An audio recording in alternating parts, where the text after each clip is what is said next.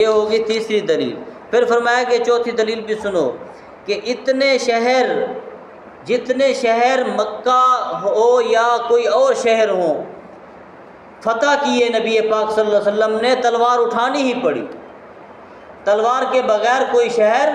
فتح نہیں ہوا،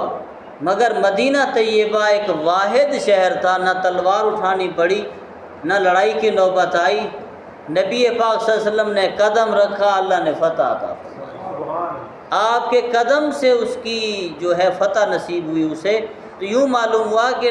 سارے شہر تلوار سے فتح ہوئے، مگر مدینہ طیبہ ایک ایسا واحد شہر تھا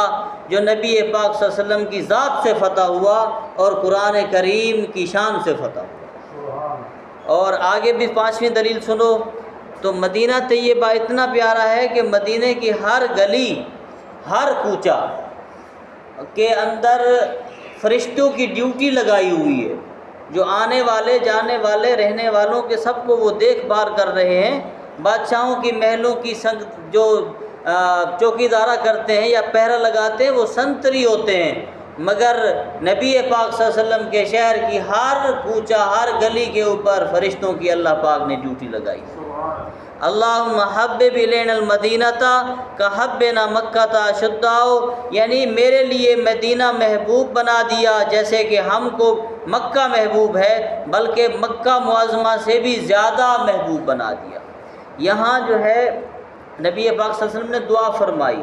کہ ہم سب کے لیے مدینہ کو محبوب بنا، حتیٰ کہ اتنا محبوب بنا کہ مکہ سے بھی زیادہ محبوب لگے۔ یہ جمع متکلم کا صیغہ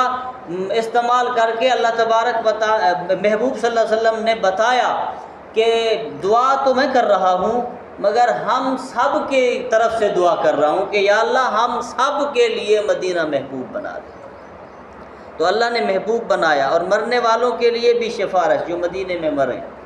نبی پاک صلی اللہ علیہ وسلم نے حضرت ابن عمر رضی اللہ تعالیٰ عنہ روایت کرتے ہیں، نبی پاک صلی اللہ علیہ وسلم نے فرمایا جو شخص مدینے میں مرنے کی طاقت رکھتا ہو،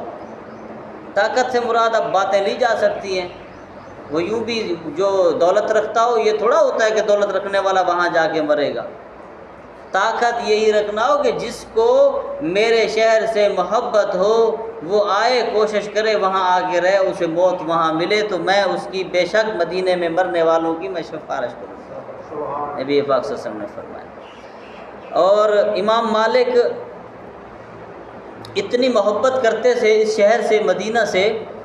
کہ باہر نکلنا پسند ہی نہیں کرتے تھے، حتیٰ کہ پیشاب کی حاجت سے بھی باہر نکلنا کوشش کرتے تھے کہ جلدی واپس آ جاؤں، اور کسی شہر میں نہیں جاتے تھے، اور یہ بھی سوچتے تھے کہ کہیں جاؤں اور وہاں موت آ جائے تو مدینے کی مٹی سے تو رہ جاؤں گا، یہ تو جو سعادت ہے جو امر ہے جو مدینے کی مٹی سے مجھے محبت ہے وہ تو پھر میری پوری نہ ہوئی۔ چنانچہ آپ نے ساری عمر ایک دفعہ صرف فرضی حج کیا، حج فرض ادا کرنے کے بعد اس کے بعد ساری عمر امام بن مالک نے مدینہ طیبہ میں گزاری، اور یہ سعادت حاصل کی کہ وہیں انہیں موت آئی اور وہیں وہ دفن ہوئے۔ اور مدینہ طیبہ کی برکتیں وہ جڑی ہوئی ہیں بیت اللہ شریف سے، یوں جڑی ہوئی ہیں کہ جب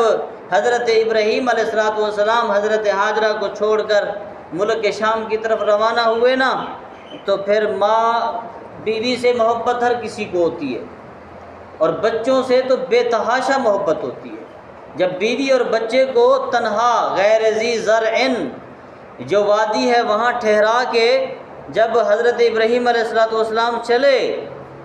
تو آنکھوں سے آنسو آ گئے، چاہے اللہ کا حکم تھا، پھر تھوڑے اوجل ہو کے دعا مانگی تھی، قرآن میں وہ دعا سورۃ ابراہیم میں موجود ہے، دعا مانگی تھی ربنا انی اسکنت من ذریتی بواد غیر ذی زرع عند بیتک المحرم ربنا لیقیموا الصلاۃ